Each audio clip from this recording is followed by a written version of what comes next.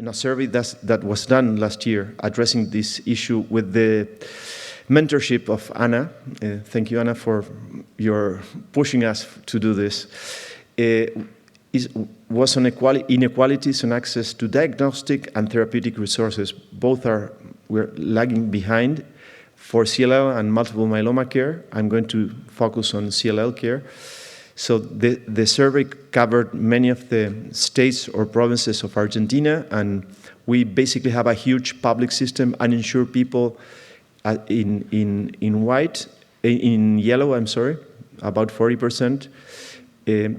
Then we have a private system and a social security system that's basically people from the armed forces and government employees. So the first question, this was a survey done on more than 50 centers, private and public centers across the country. And the first question is if they had access to a hematopathologist. Simple question. More than 90% of the private centers, only 40% of the public centers, so doubled. If you have double chances of having an accurate diagnosis if you pay for insurance. Then accessing fish was not that different. We're not doing bad with fish. 95% for the private patients versus 82. For the mutational status there's a gap, 77 versus 43. And this is striking. And this reminds me the slides of my colleague Nora, showing the problems in Nigeria. If you're in the public system, the chances of getting chemoimmunotherapy nowadays, not 10 years ago, is 90% because of lack of access to novel drugs. While if you are paying for your insurance, is only 20% get, and this figure is coming down in the private system. Accessing ibrutinib is quite widely accessed, as you can see, and we'll discuss why. More than 90 in the private system, but about 80 in the public system. Acalabrutinib is almost no access in the public system. The same with Ben and Ovino. For second-line treatment, again, ibrutinib widely available. Acala not available for the public system. We have seen an improvement in molecular testing, as you can see in the last 5 years, from 24 to 90% possibility of doing FISH, and IGHV from 7% to 58% in the last 5 years. So we are doing better. But we're facing an increasing problem that's increasing costs, as you can see in this cartoon. The expenditure on drugs is increasing dramatically. This is regarding just CLL drugs. Ibrutinib, you have the list there. And I'm bringing something that's quite controversial. We have copies in Argentina, as you know. They're not generics, they're copies. They don't go from any formal quality assessment or security assessment, or they just have lab bioequivalent studies. But these are ibrutinibs that are being used in Argentina, and there are more. We have 6 of them. And so it's a double-sided coin, and we have mixed feelings about them. These are one of the reasons why we have access in our public system to ibrutinib, because these compounds are 10 times less than Imbruvica and the second generation BTK inhibitors. So I think if you ask me if I'm happy with this, I'm not happy with this, but they either get these copies or they get chemoimmunotherapy. So I think it's something we need all as a community taking care of CLL to address. With Patients Association, patients probably don't know they're getting copies. That's part of the problem. And on the other hand, they are doing pretty well. To be honest with you, they come from India, and they are a fraction in Argentina. So this is a whole issue. As I said, it has 2 sides of the coins. And so how to improve access? Miguel? Yeah. I'm going to just stop you there for 1 second. Yeah. Now, Dr. Kipps at the ERIC session brought up the issue of counterfeit medications. Is this what he's talking about? Absolutely. And from what I'm understanding is these chemically are the same, but they haven't been in any clinical trials. Their Absolutely. safety hasn't been studied, but they're the same chemical structure, so the assumption, but we don't know if the way the pill is compressed can make a difference, how it's absorbed, all of these things have not been looked at all. Is that? The only way, the only efficacy testing we have is real world, is what we are, actually, yes, is what we see, what's going on with the patients.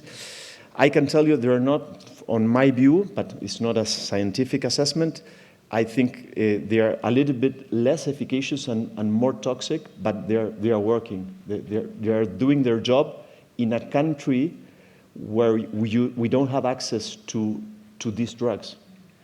So if you wrote a prescription for a patient for ibrutinib, you don't know which one of these they're getting? I will write it always for the branded ibrutinib, but sometimes I don't get the branded.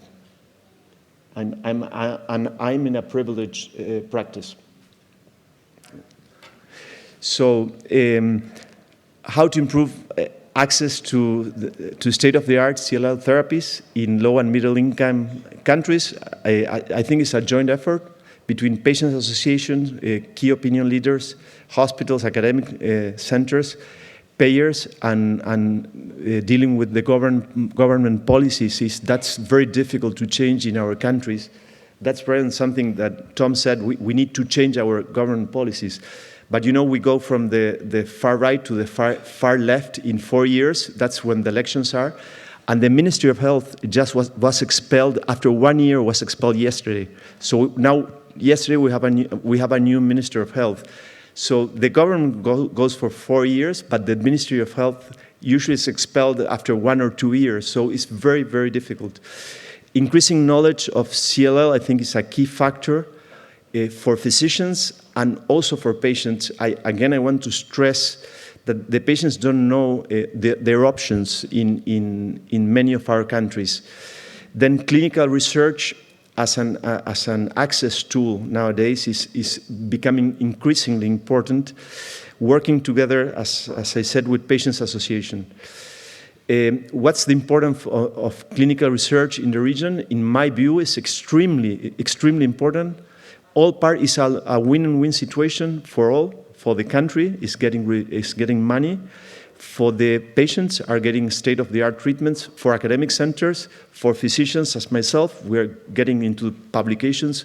And for example, gaining a lot of experience in managing bispecific antibodies, as we are doing now.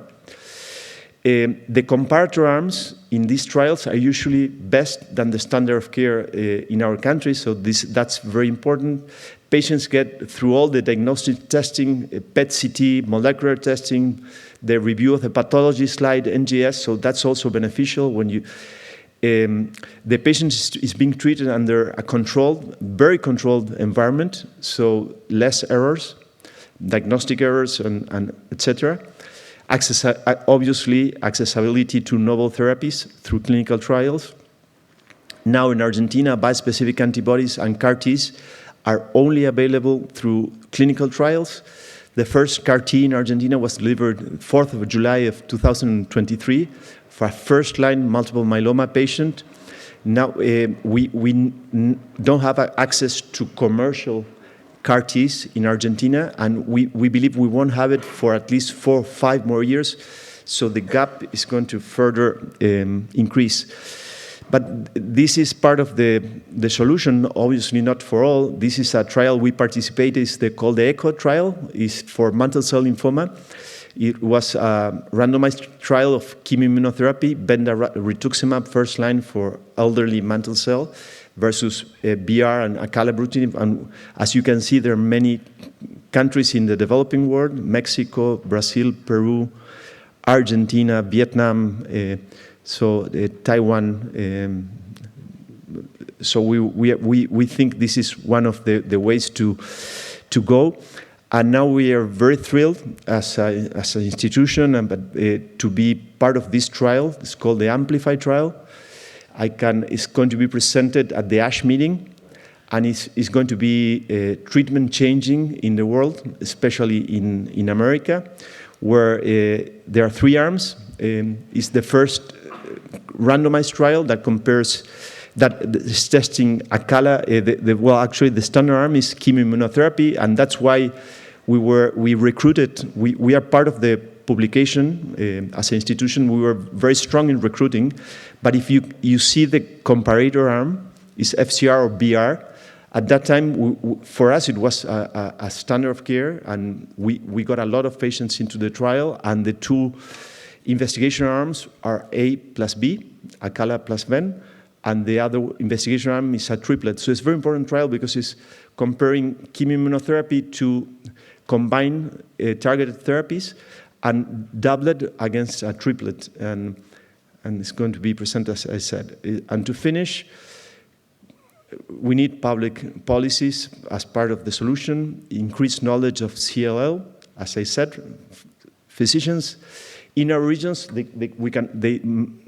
many cannot afford to come to international meetings. We need to improve diagnostic studies. Hemopathologists lack is a problem. It's an unmet need all over Latin America. I think the situation will get worse with CAR-Ts and bispecifics because of the cost. Imagine if our governments cannot pay for ibrutinib less for these more costly therapies.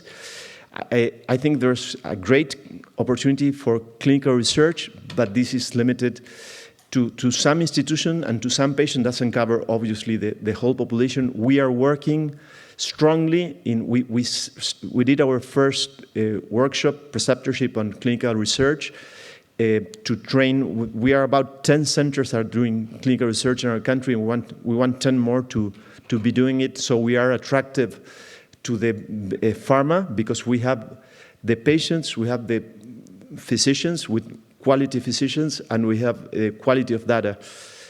And so I love this logo. This is all about, I think, why we are here. This is the main reason we are here. Let's level up. I love this propaganda. I think it was a very effective propaganda. I'm not sure if you were behind, but it was great. And just to finish, this is a nice picture. I went from the Pampas to a river in the Patagonia where you can have trout fishing. And this is beautiful. It's close to, next to the mountain. If you take the picture the other side, you'll have the big Andes chain. And this is my team where I work daily that I'm very proud of. So thank you very much.